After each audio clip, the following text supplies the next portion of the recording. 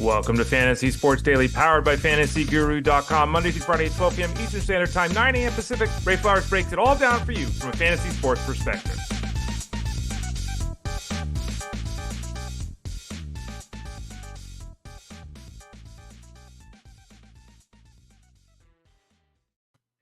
Hey there, I am Ray Flowers of FantasyGuru.com. Thanks for spending some time with me today on July 4th, the holiday. As you can probably tell, I got fireworks behind me. Hopefully those of you that are listening to this on your podcast network, you can just type in Fantasy Sports Daily. Those of you that are going over to FantasyGuru.com, clicking on that Elite Plus tab at the top of the page. Hopefully those of you that are doing that will also get an opportunity to either go to Facebook at facebook.com/fantasyhq or over to our YouTube page at youtube.com/@ElitePlusNetwork. That's youtube.com/@ElitePlusNetwork. Normally the show is live. We carry it on Facebook and YouTube Live. We also carry it on Twitter X Live. This show is not live. This show is being recorded for July 4th. Happy America. Happy birthday. This is going to be a special baseball-only show tomorrow on July 5th. It's going to be a football-only show. On July 5th, I'm going to review my FSGA Champions Football League draft. I did many things, actually, that I don't normally do. How did it turn out with a different plan than normal when I didn't go to the running back pool early? So check that out on Friday. That show will also be recorded. I'm actually taking July 5th off other than recording the show. Trying to get an actual day off. I hear they're wonderful. I would love to experience that. So I'm taking that off. And then this is recorded for July 4th as well. I don't know how many of you would be watching live anyway on a July 4th morning with the holiday and everything like that. But don't worry if you ask questions today and you're not getting them answered. It's because I'm not there. This has been recorded early. But it is July 4th. Or at least when you're seeing this or hearing this, it'll be July 4th. And what do we talk about July 4th? We talk about barbecues, we talk about hot dogs, and we talk baseball. So what I wanted to do with all of you is to share with all of you a really interesting project that we did over at FantasyGuru.com. We put together some of the all-time best fantasy baseball teams. So before we get to that, we'll get to it in a second. We'll break down my whole team, what I did, what I didn't do, what I liked, what I didn't like, et cetera, et cetera. Don't forget to go to FantasyGuru.com, click the subscribe tab in the top right corner. We just lowered our price point, as you can see there on the screen, to $99.99 for the rest of the season for DFS. You get access to Discord, which is basically someone there an hour before game time or game lineup block every day answering your questions. You get that. You also get the cash game breakdowns. You get the GPP breakdowns, and you get the cheat sheets. So tons of information there. Really, it's a great product, a great group of people. We've had a lot of success, especially the last couple of weeks. I think we've really found our groove in 2024. So check that out. The DFS baseball package is available, and the DFS gaming package is available too. And I think I started out a little slowly with my contributions here, but as I've really locked this in, I think we've got a good thing going too. Got a really good win percentage the last couple of weeks over at FantasyGuru.com. The gaming package is also available for $99.99. Myself, Ted Schuster, Jeff Manns, MLB model Rob Brink, all of us sharing our thoughts there and helping you win money. So right now, FantasyGuru.com, click the subscribe tab at the top, get the DFS or the wagering packages for baseball. Okay, so here I am. We're doing a thing, putting together some all-time fantasy baseball teams. Now you can find the board. Let me pull. I mean, it's. I'll put a link up to it in a second. It'll be on the screen in a second when I show the draft teams. It's a long old Google Doc. The easiest way to find it actually is to go to at SiriusXM Fantasy, scroll down, and find the link directly on the Twitter page of SiriusXM. SiriusXM never did a website, and believe me, this is a true story. I've been on SiriusXM Fantasy Sports Radio since the first day of the channel, and I have used to have a really good relationship with the program director and all that. And I said over and over and over again, we need a web page. We need a web page. We need a web page. I even offered to run it numerous times. And this is a 13th, 14th year at Sirius now. I offered for that whole time to run it. I said, you got to convince the people at Sirius that our channel's not like the rock and roll channel. This is not, the bridge. This is not yacht rock. This is a different scenario. We need a website. They never did it. So Twitter at SiriusXM Fantasy. Again, I'll have a link on my team in a second. What we basically did is we had a bunch of people from the station get together, and we were asked to put together the best fantasy baseball team of all time. The requirements are catcher, first base, second base, third base, shortstop, outfield,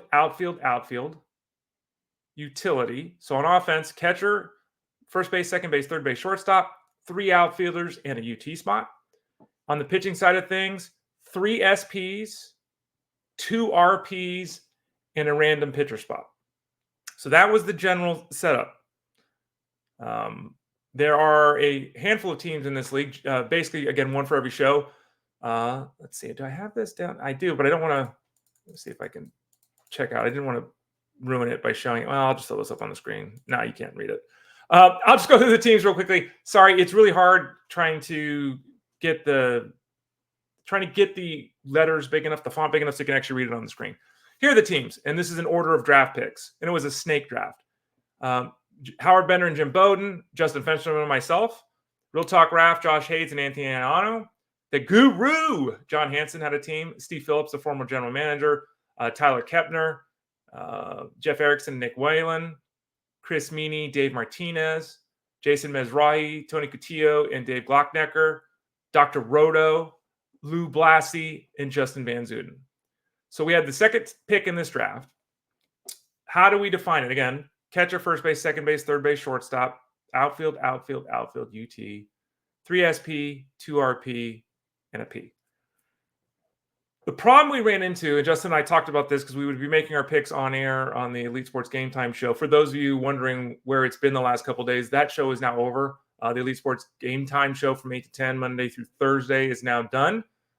So the show with the Guru Life, if you will, the Fantasy Guru Squad, is 3 to 6 Monday through Friday on the Elite Sports Show with Jeff Manns. I'll still be on every Friday with him.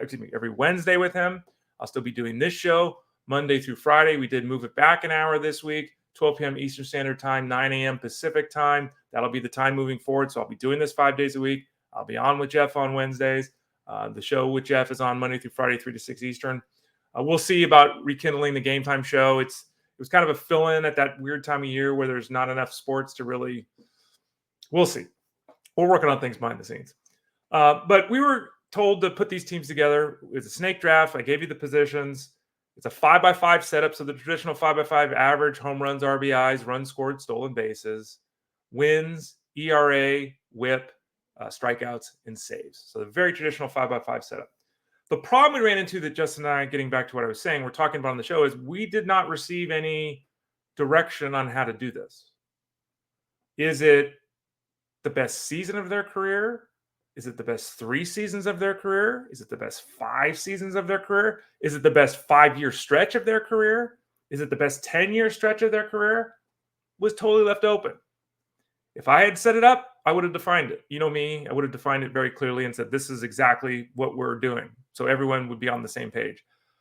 With the uncertainty of what we're doing, it's interesting to see how teams came together, to be honest, because I saw a bunch of teams where there were some stars for like 3 years, and it's like, okay, the guys on our teams were stars for 8 years or 10 years. It's 3 years enough. I saw people that made decisions on players that would have 2 good years, and then they'd be hurt, and then they'd have an okay year, and then they'd have a great year, 5 years in, but 2 of the 5 years, one was injured and they didn't play, and the other one was just a crappy season. We basically said, Justin and I, we're going to try to get guys that were great for at least a 5-year stretch of time in a row.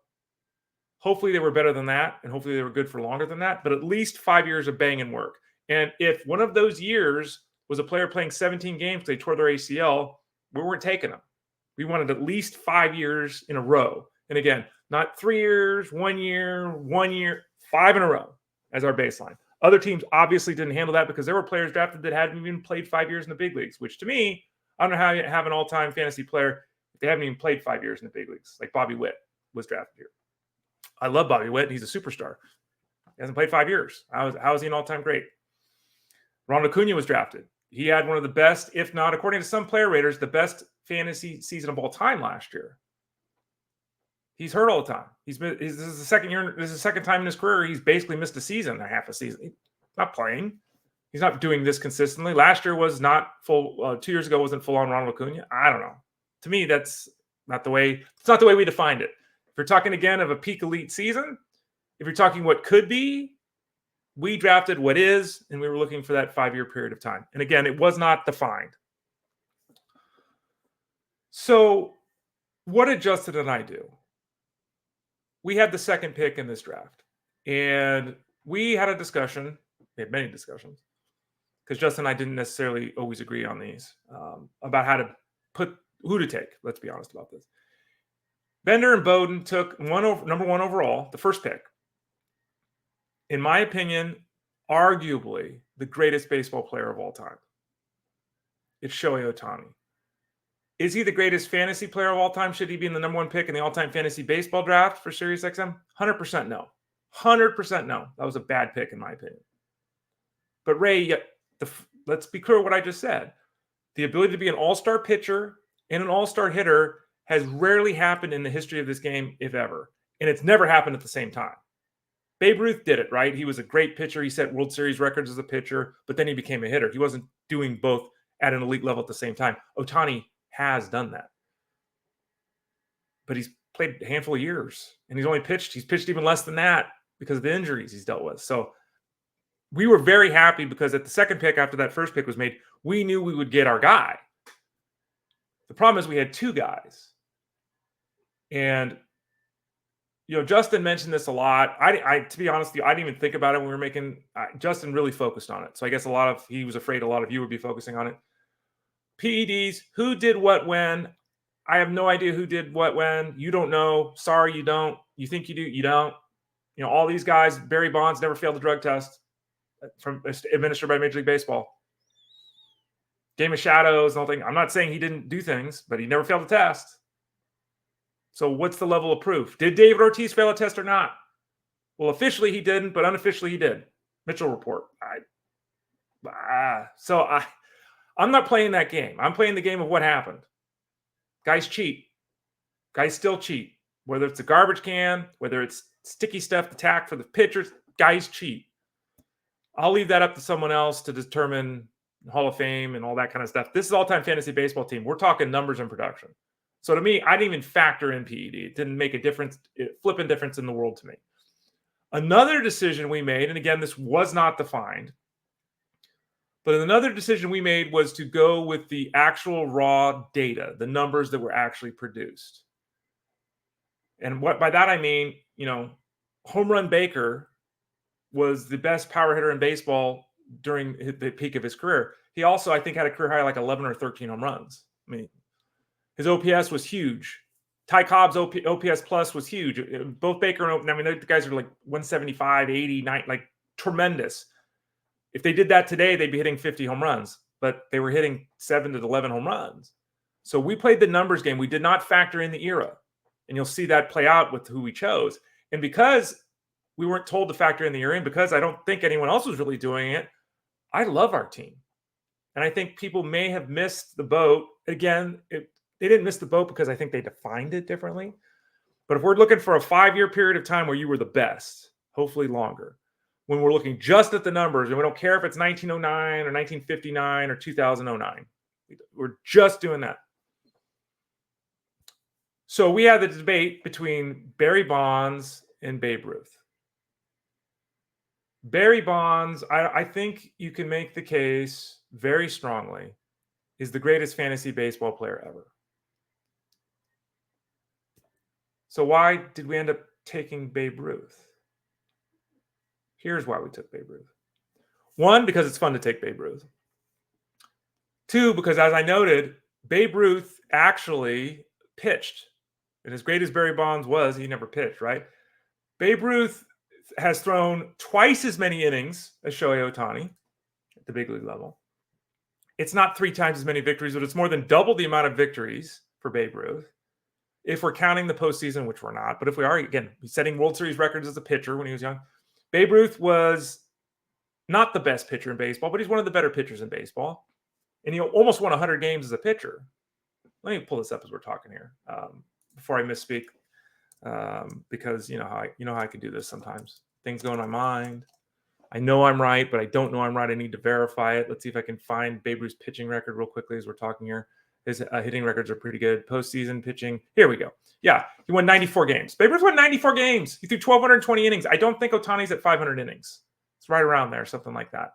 But Babe Ruth led the league in ERA. He led the league in games started. He led the league in complete games. He led the league in shutouts. He led the league in ERA plus.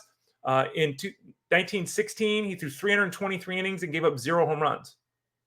And yeah, the era is different, but wow, right? Babe Ruth even has 4 saves in his career. His career ERA is 2.28 with a 1.16 whip. So we took Babe Ruth because he did that, and because Babe Ruth, as we're all aware, if we are factoring in context, is the greatest player of all time. Because Babe Ruth was legitimately hitting as many home runs or more than full teams were hitting. Yeah. And Babe Ruth, remember I said 5 years is what we wanted? Let's go with 10. Let's not go with 5. Let's go with 10. If we go with a 10-year period of time, let me see if I can get this up here. Yeah, I should get this up here. Hold on a second. I'll try to do this as we're talking here. Over a 10-year period of time, Babe Ruth, the all-time great who won 94 games as a pitcher. Yeah, it's tough to talk, save, and post at the same time. Anyone else try to do that before y'all make fun of me and think I'm a loser and a doofus, which I'm kind of being right now? Okay.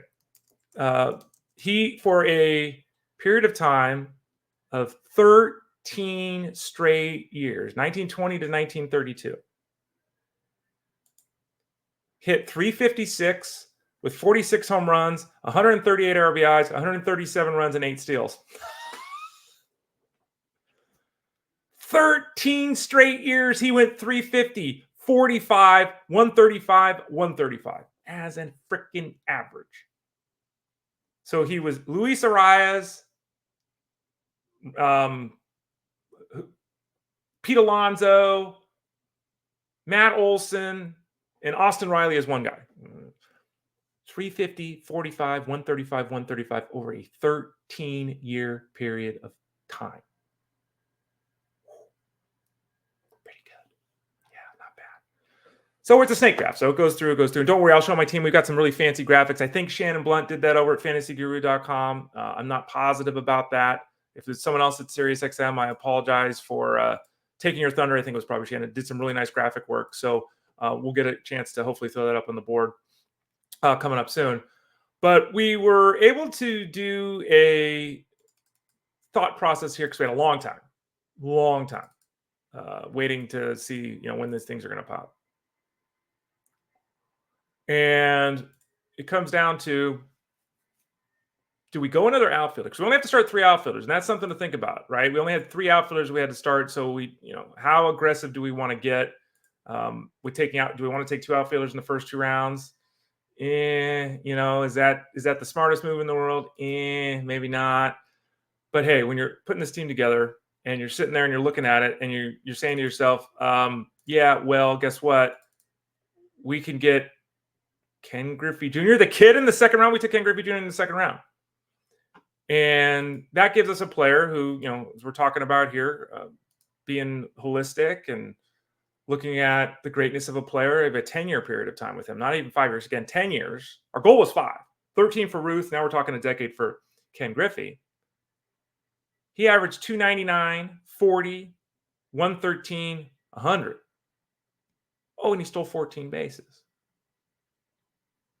So basically went 30, 40, 100, 115 for a decade. And this doesn't even factor in who he is and the persona and the batting practice and the beautiful swing. It doesn't factor in any of that stuff. And it still was a freaking fantastic result. So now we've got 2 outfielders at the top.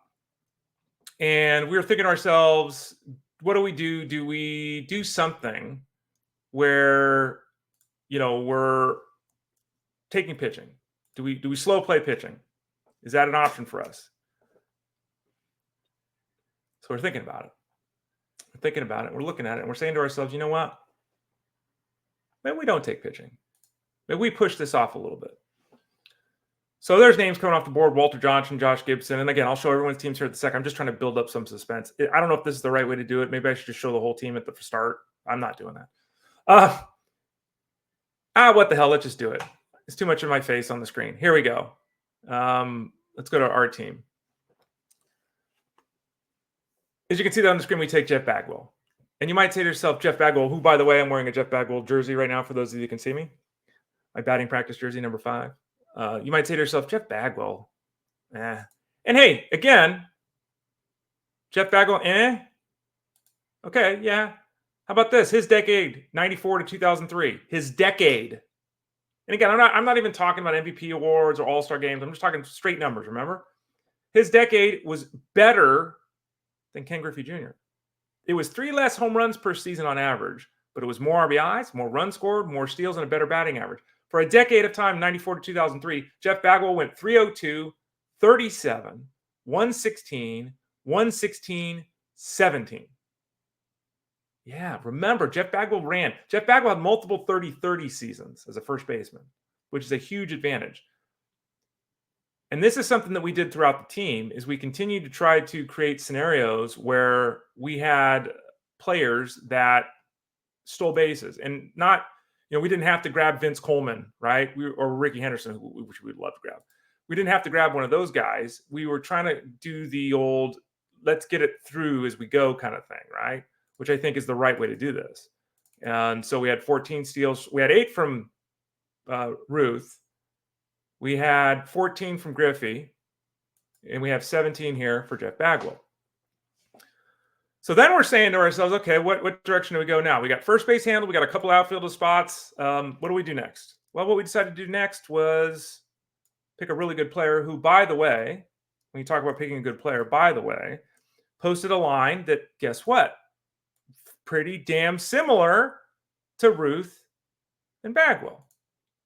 Who is that? Well, we went to third base because now we're going to have 2 outfielders in the corner infield on both sides. Sorry, I'm trying to do this as we're talking still here too. If I'm rambling a little bit, I apologize. Hopefully it doesn't come off that way because I'm feeling that way as I'm talking. But the third baseman we took was a decade again. So again, remember, our goal was 5. But we kept doing 10. Which again is, I think, even more strength for our squad, right? We ended up taking Chipper Jones. You can see there's our third baseman in the 4th round. And Chipper Jones, for his decade, a couple years less, we went, oh, guys, you're slackers. We went 96 to 2003. Okay, we cheated a little bit.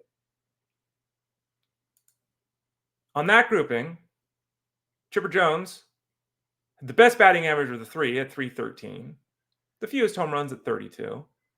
107 RBIs, 110 runs, 14 steals. So now we've got Griffey, Bagwell, Jones in rounds 2, 3, and 4. Outfielder and our corner infielders. That trio of players over an entire decade averaged 300, 35, 110, 110, 15. And I'm sorry, but that is some banging work. That's just banging work. And that kind of level of performance is outstanding. And we got it right here. So now we're sitting there and we're thinking to ourselves, what do we do next? Well, this is where Justin and I started having a little bit of back and forth because Justin loves the long term. There's no doubt about that. But I think he was focusing more on the short term. And so I started throwing out some old timer names because I like old timers. And then we started talking and he lit up because he's like, oh, then he starts throwing out all these, talking to me about, Gil Hodges and all kinds of stuff. So he really got into this too. But we're saying to ourselves, all right, let's get a Hall of Famer at second base. That sounds like a good plan. Yeah, that's a pretty good plan. Let's get a guy who was the heart of the Big Red Machine. Let's get a guy who was a multi-time MVP. Let's get a guy who's in the Hall of Fame named Joe Morgan, who from 1992 to 1997, 1972 to 1977, he didn't play that long, did he? Had an absolutely spectacular career. And it's 5-year, 6-year run, I can't count, of 300, 22, 84, 113, 60. So now we've got an infield and outfield. We have an entire team right now that Morgan, Jones, Bagwell, and Griffey hit 300 as a foursome. Babe Ruth hit 350. So our team batting average is now 315 or something like that, right? It's kind of good. So we got that going for us. We got a second baseman who averages 2080 with 113 runs scored. That's pretty damn good. So now we have a fivesome of players averaging 115 runs each. That's pretty good. And, oh, by the way, Joe Morgan averaged 60 steals in that 6-year period of time. Right? So this team is coming together spectacularly. Then we're sitting there and I'm thinking to myself, okay, do we take a pitcher? Remember, we got to take six pitchers here altogether. 3 starters, 2 relievers, and a pitcher. Justin and I said, no, let's wait. Let's push it. Why? Because you can see there, our catcher ended up being the greatest hitting catcher of all time. You can make arguments for other catchers for the greatest fantasy catcher. You can. Guy like Pudge Rodriguez ran and stuff like that. But Mike Piazza for a decade from 93 to 2002, for a decade, remember, straight, averaged 322, 35 home runs, 107 RBIs, 85 runs, and 2 steals. And let me put that up on the screen right now. Here's kind of our average, and you can go through the teams as we're talking here. Like, how is this not the best lineup in this league? So through 6 rounds, our entire team is hitting 320. Our entire team is averaging 35, 40 home runs. Our entire team is averaging 100 runs, 100 RBIs, and 30 steals. Mike Piazza, those numbers, 320, 35, 107, are Hall of Fame at any position. He did it at catcher. So Justin and I have killed it. We've absolutely killed it. We've destroyed it. There's no stopping us right now. Now it's time to start looking at the pitching. And you see Juan Marichal's name there. Now let's go back to the screen. We can look at the numbers. Juan Marichal from a 7-year period of time. And again, it was much longer than that. The Dominican dandy, the kick, the style, the flair. Juan Marichal and Ken Griffey Jr. might be the 2 most flashy players. Right, we got them on our team. Juan Marichal from that 7-year period of time averaged 22 victories. Not once did he averaged 22 victories with a 2.3 ERA, a 1.0 WHIP, and 215 strikeouts. So basically, Juan Marichal for that 7-year period of time was Max Scherzer. Basically, he was Zach Gallen. He was that guy.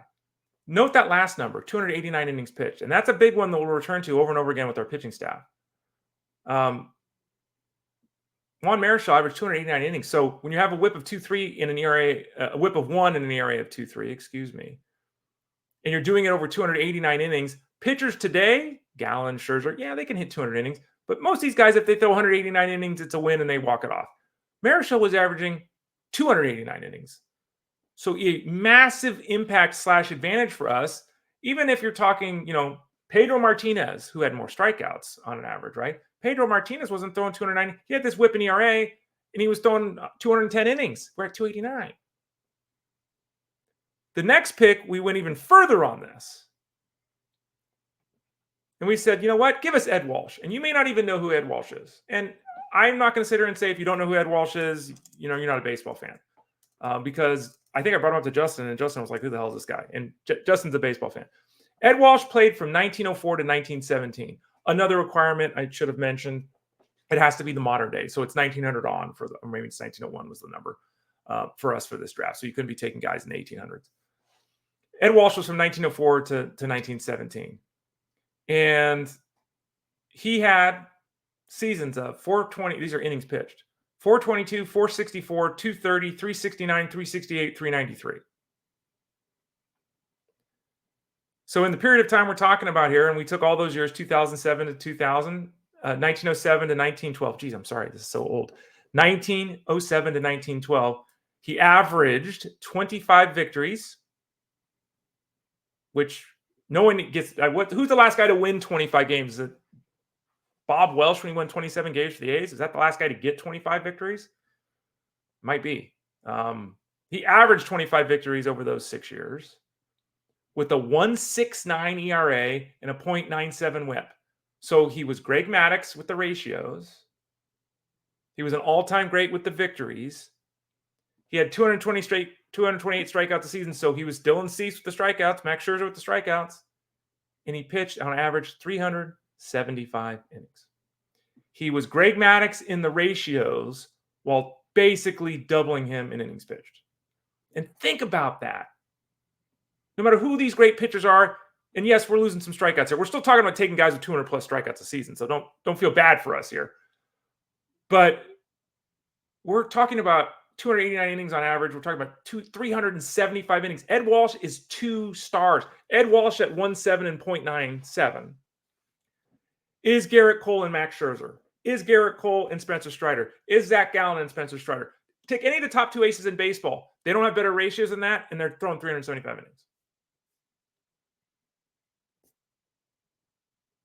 Now we come back to get our outfielder. We started early with the power outfielder. We got 2 outfielders early on in Griffey and Ruth. Here's my man, Vlad Guerrero. I should be wearing my Vlad Guerrero jersey. I do have one in the closet. We grabbed Vlad Guerrero as our 3rd outfielder. Does anyone have a better 3rd outfielder?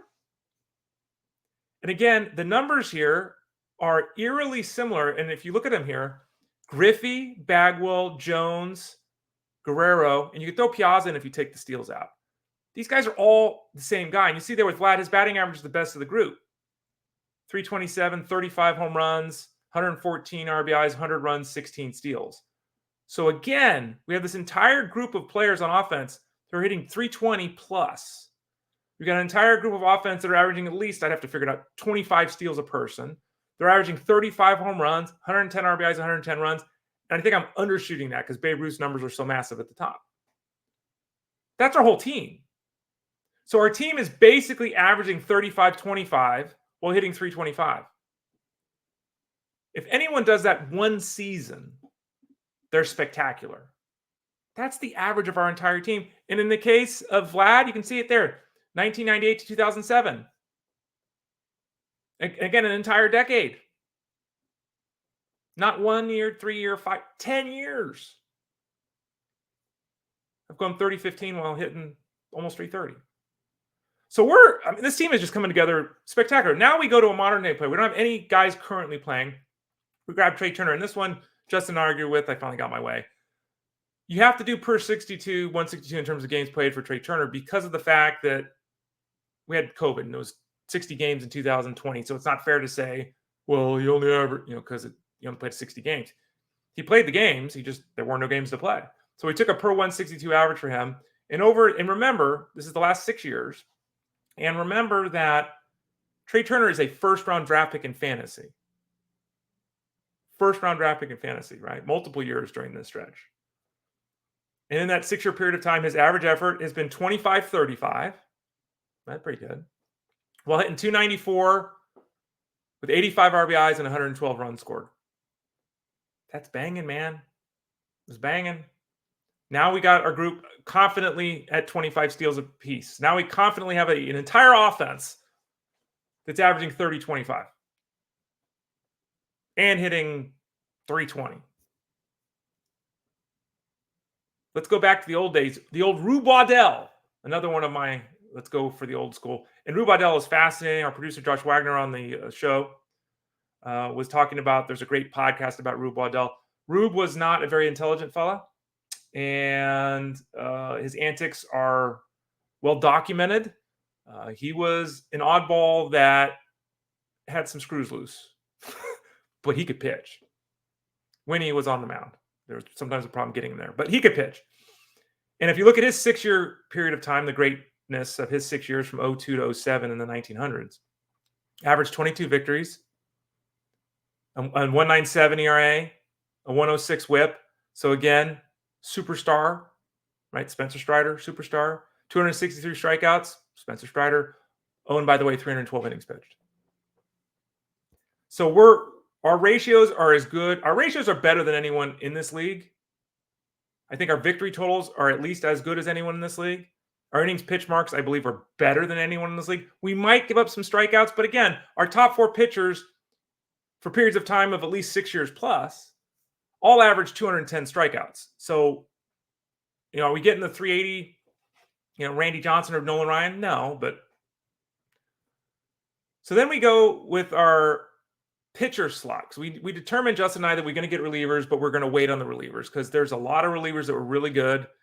We're playing fantasy numbers. It doesn't matter what your walk-up music is. Doesn't matter if you're in the Hall of Fame. We're playing fantasy numbers. And with our requirement of a 5-year stretch of time, we felt very good that we could find guys that would be very effective there. So we grabbed our last guy there, and we went with the pitcher. And we took Curt Schilling.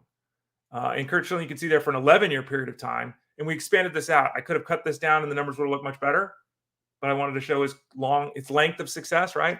14 victories, 3.1 ERA, 107 whip, 200 plus strikeouts, 178 innings pitched. Again, could have put those numbers down in terms of the years, but I wanted to give him a decade. If we cut his numbers down to 5 or 6 years, those numbers are even better. And we all know Kurt Schilling. Say what you want about him off the field, but damn good on the hill. Then we go back to get our UT player because we still have an offensive player to get. And again, PEDs don't bother me because we're playing fantasy. Ryan Braun was our UT guy. And for a 6-year period of time from 2007 to 2012, he hit over 310 per year. He averaged 30-20 while going 100-100.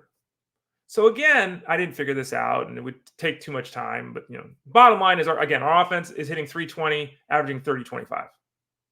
That's our offense. And they're also averaging well over 100 runs and 100 RBIs each. So, I mean, who is our weakest performer here? Is Chipper Jones our weakest performer? Like, this is insanity. And everyone's teams are good, and we'll look at them all in a second here. Everyone's team's good. It's an all-time draft. Okay. But, I mean, getting a 30-20 guy for 6 years is our UT, who played multiple positions. He played first and outfield, too, if we want to play that game, right? Position flexibility. Rounded out our staff with Papelbon and Reardon. Papelbon was my choice. Reardon was Fensty's choice.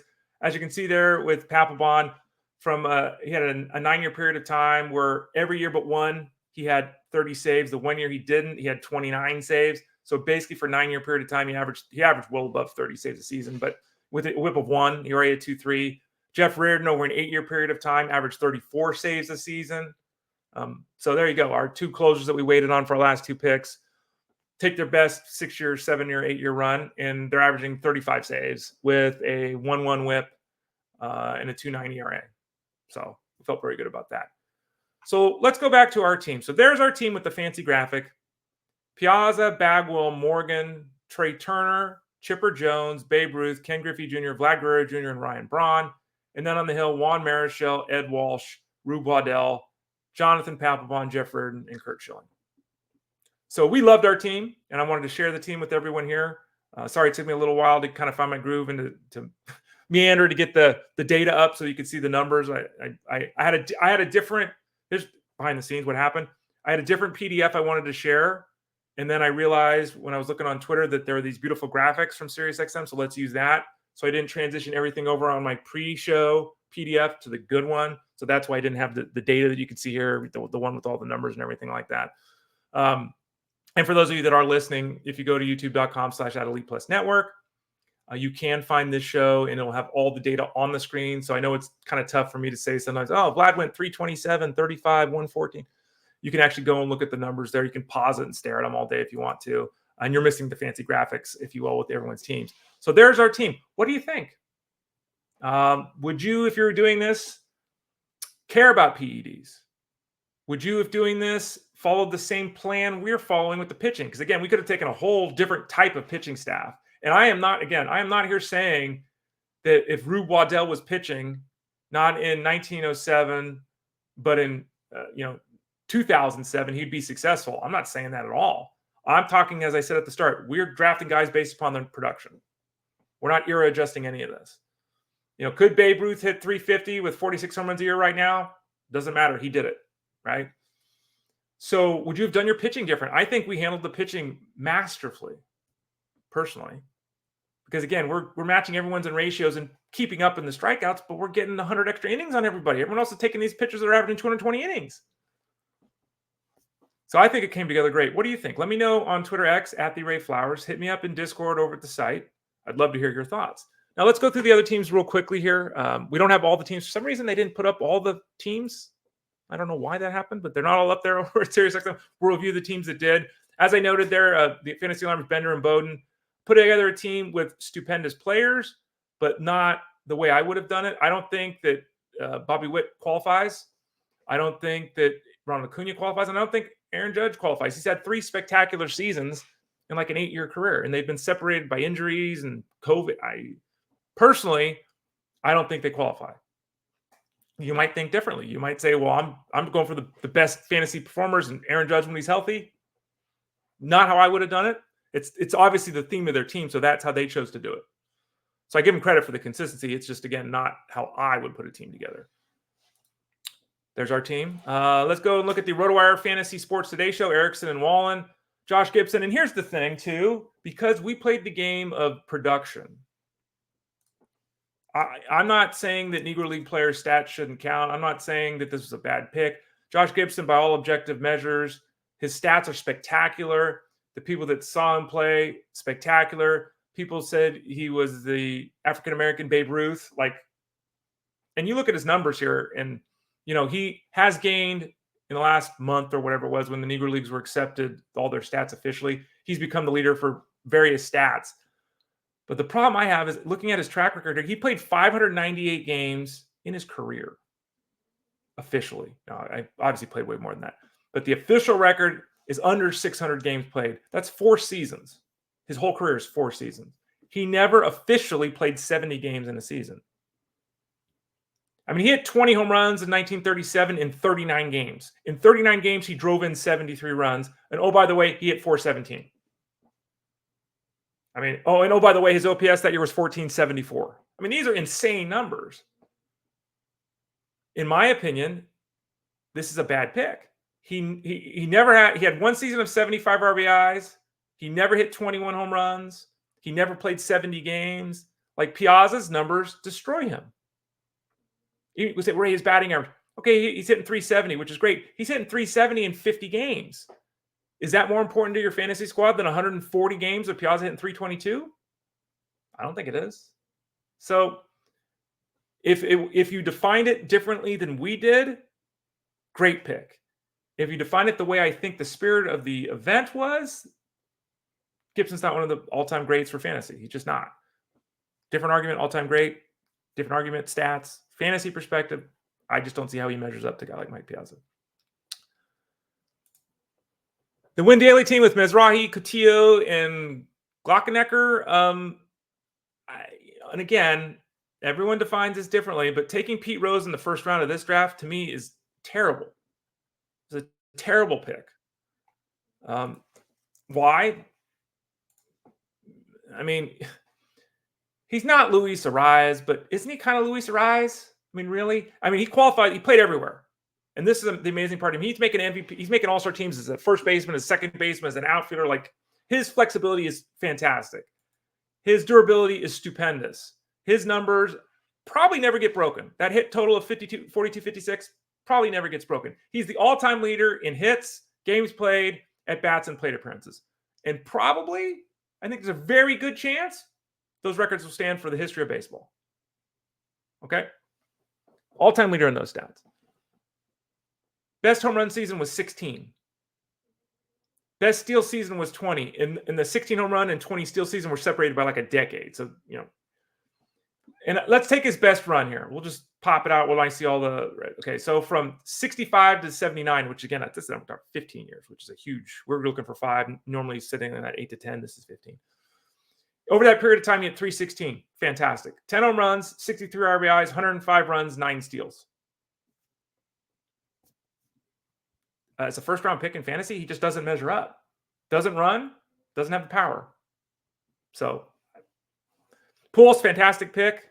Joe Mauer, he was another guy we thought about because Joe Mauer, from a fantasy perspective, I don't think he measures up to Mike Piazza. Obviously, that's why we have Piazza. But Mauer, had that wonderful season where he almost hit 30 home runs and won the MVP, 360 batting titles. He's totally fine as a catcher in this setup. Again, Rose and Mauer, now you're talking about 2 guys that at their peaks are averaging 15 home runs. Our team's averaging 35. It's a big difference. Mookie Betts, his positional eligibility, I mean, he'll, in theory, second base, shortstop, outfield, huge. Mookie Betts, fantastic. I think he falls right in there with our Trey Turner pick. Totally get it. Edgar Martinez, yeah, he played third base. He's a DH, but he played third base half his career, so okay. Edgar Martinez, again, strong batting average, really high highs. Not as long of a career as other guys, but if we're going 5 years, okay. Reggie Jackson, Ralph Kiner, Bo Jackson, Jose Canseco. Bo Jackson, again, to me, and again, I'm not trying to pick on these guys, but based upon how I view this, Bo Jackson pick was bad. Bo Jackson as an athlete, Bo Jackson as a talent, Bo Jackson on a nightly basis? Yeah, man. Bo Jackson went 25-25 in back-to-back seasons, right? And after that, this was 1988 and 89. He went 25-25 in back-to-back seasons. After that, he had 28 home runs one year. Let me just say it this way. He went 25-25 in 88 and 89. The rest of his career, he stole 12 bases. And if you look at this, he played 694 games at the major league level. He's a 250 hitter with a 309 on base percentage. His hip from football got hurt. He had one season of 80 RBIs. He had one season of 30 home runs. He had one season of 75 runs scored. He never hit 275. Like, it's just a bad pick. Unless you're saying 2 years. And if you're saying 2 years, I know a lot of players that were better than Bo Jackson for 2 years. So that was just not a very good pick for me. The FTN fantasy squad of Meany and Martinez, Pudge Rodriguez, 30-30 catcher that 1 year, Frank Thomas, a star, Ryan Sandberg, Kyle Ripken Jr., kind of a really interesting pairing because guys that did it every day and were just really good. Not necessarily, they both had a couple of years, but the majority of the time it was just really good year after year. So there's a nice combination. Miguel Cabrera, first base, DH, did play third. Spectacular, one of the best right-hand hitters of all time. Barry Bonds, they lucked out. Barry Bonds should have been taken third. He actually should have been taken second because Ohtani should have been taken first. We took Ruth. Bonds should have gone second. So they got really lucky by having him fall. They took Ricky Henderson, who's a spectacular fantasy player. Shoeless Joe Jackson, again, how are we defining this? Shoeless Joe Jackson is one of the greatest hitters of all time. Whether he cheated or not, Black Sox, all that. One of the greatest hitters of all time. But is this fantasy relevant here? I mean, let's pull together his best run here. 1911 to 1916 was his best run. In that time, he hit 363. Spectacular. And again, had a 176 OPS. So he was 76% better than the league average. That's fantastic. Fantastic. He averaged 5 home runs. All right. All of our guys average 5 home runs a month. So over this period of time where he's hitting 363 with this fantastic OPS plus, and even his OPS was 950, he averaged 5 home runs, 76 RBIs, 95 runs scored. Still 27 bases, but it's just not there. I'm sorry. And from a fantasy perspective, if we don't era adjust, and then if we era adjust, Babe Ruth's 50 home run average becomes 70 home run average. It just doesn't work. Randy Johnson, Gaylord Perry, Mike Mussina, Dennis Eckersley, Bruce Sutter, Dan Quisenberry. They were one of the few teams that took 3 relievers. Now, technically, Eckersley was a starter and a reliever, so okay, yeah. And we thought of taking both Eckersley and Smoltz for our P spot, with the theory being we could use them as a starter or a reliever, because again, this isn't defined, and they both did both things effectively in their careers. You can argue Smoltz was better at both. You can argue Eckersley was a better reliever, but not as good as a starting pitcher, even though he threw a no-hitter once. That's an interesting pick. I like that a lot. We didn't get a chance to take Smoltz because he got taken the round we were going to grab him, but we considered it. Rotoballer team with Real Talk Raph, Josh Hayes, and Anthony Iano, Gary Carter, Todd Helton, Craig Biggio, Derek Jeter, Wade Boggs, Ted Williams, Mike Trout, Juan Soto, Rafael Palmeiro. Palmeiro was on my list too. And again, PEDs or not, his numbers would have fallen right in. He didn't steal bases. Wow, look at these numbers. But hitting 300, 35 home runs, 100 RBIs each year for the last part of his career there when he was with the Rangers in particular. So that's a very solid team. That team is lacking speed because, again, Trout had a couple of nice seasons. Biggio had a couple of nice seasons. But overall, this team is way behind us in steals. And I think they're behind us in batting average too. But it's a very solid team. On the hill, Nolan Ryan, Tom Seaver, John Smoltz. Aroldis Chapman, Randy Myers, and Don Sutton. Sutton, to me, was a fine pick. I mean, he won 300-plus games. He was around forever. He was durable. He was effective. But that's where the, Rube Waddells of the world are just better. Sutton did it for 20 years. Great. We're not playing a 20-year fantasy league thing here, right? So that's why when we got to that point in time, even when it was like the Glavins and the Suttons, we got to the point of those guys, it's like, let's go to the old school route because they throw 100 more innings and their numbers are basically the same, if not even better. The next team we got on the Roto-Graders team with Justin Van Zuden, Johnny Bench, arguably the greatest catcher of all time. I think that's a safe argument. I don't think he matches Piazza offensively for a fantasy perspective, but overall, certainly he hasn't beat. Stretch Willie McCovey, fantastic. Didn't run, wasn't a great batting average guy, Hall of Famer, but Alomar, terrific all-around player. Jimmy Rollins. Jimmy Rollins is someone, we almost took Jimmy Rollins instead of Trey Turner. That was a debate we had. Jimmy Rollins averaged 100 runs and going 20-30 for like a 9-year period of time. He was way better than some people remember. Go back and look at his stats. They were terrific. Adrian Beltre, Stan Musial, Tony Gwynn, Bryce Harper, David Ortiz. Good team. A very recent team for the most part, but a very good team. On the hill, Clemens, Kershaw, Holiday, Rivera, Carpenter, and Nathan. The Carpenter pick, The Nathan pick was one Justin and I wanted to make. So that was a very good pick. Mariano Rivera, obviously. Kershaw, Clemens, Holiday. Pretty good pitching staff there for that team. Fantastic Insider Baseball with Lou Blassie, Thurman Munson. Oh, no, a nod to Thurman, but okay. Mark McGuire, tremendous power, but didn't run and didn't give you batting average. So Eddie Collins, the exact opposite. Ran a lot, great batting average, had no power. Barry Larkin, we talked about Barry Larkin, Justin and I, certainly eligible to be taken here. Gary Sheffield, certainly. Third base, he played. Let me pull this up. And that's always the thing. We didn't have a definition either. Like I said earlier, Mookie Betts qualifies at shortstop. Well, he does if you use 20 games. But is that really in the spirit of this? Like, should it have been 500 games played or, I don't know, kind of thing, right? You pull up Gary Sheffield. Gary Sheffield played third base 468 times. He was a left fielder 478 times. He's a right fielder 1,160 times. He played outfield 1,500 games, and he didn't even get the 500 at third base.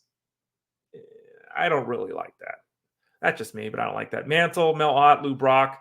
Lou Brock is really interesting too. And Lou Brock, obviously, massive steal total and a very good,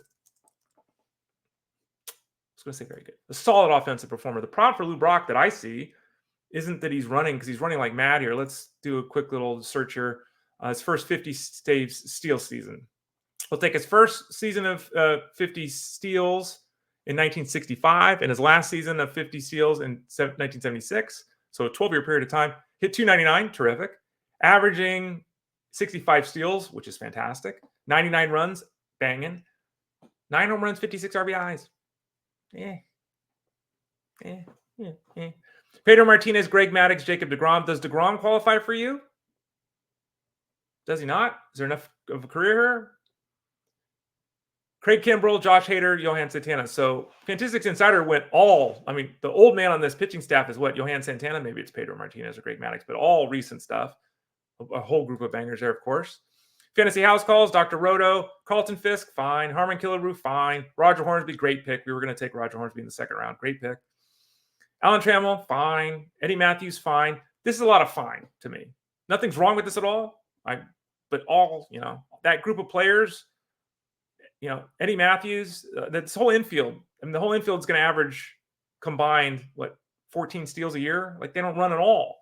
Harmon Killebrew's not a batting average guy. Eddie Matthews not a batting average guy. Alan Trammell's not a batting average guy. Carlton Fisk's not a batting average guy. The outfield is terrific. Ty Cobb, DiMaggio, and Frank Robinson. Dave Winfield, I got no problem with him being the UT guy. Again, problems overall. Grover Alexander, fantastic. Warren Spahn, terrific. Burt Blyleven, he's in that Don Sutton zone. It's fine. Hoffman and Fingers, terrific. And Felix Hernandez, I thought of Felix Hernandez and looked at him. I think you can make the case about an 8-year period of time against modern-day competition. He was terrific. I don't mind that pick at all. Do have some issues on the offensive side of things. And there's the overall board, which you can't read. So go to fantasyguru.com. Make sure you click on the at SiriusXM Fantasy tab. I do and am showing the link there on the board if you want to get nuts and copy and paste that somehow. That's the actual board. You can see it there as well. It's a Google Doc, so everyone can have at it and take a look at it. But go to SiriusXM's Twitter account at SiriusXM Fantasy, and you can find the whole board. So hopefully you enjoyed that. Happy July 4th. On Friday, we'll be here as well. I'm reviewing my FSGA Champions draft that day. That draft is one that was completed on SiriusXM. I actually hosted that draft, so I was drafting and hosting at the same time. As I hinted at the start of the show today, the team came together and I think turned out really well. But it wasn't at all what I was planning to do.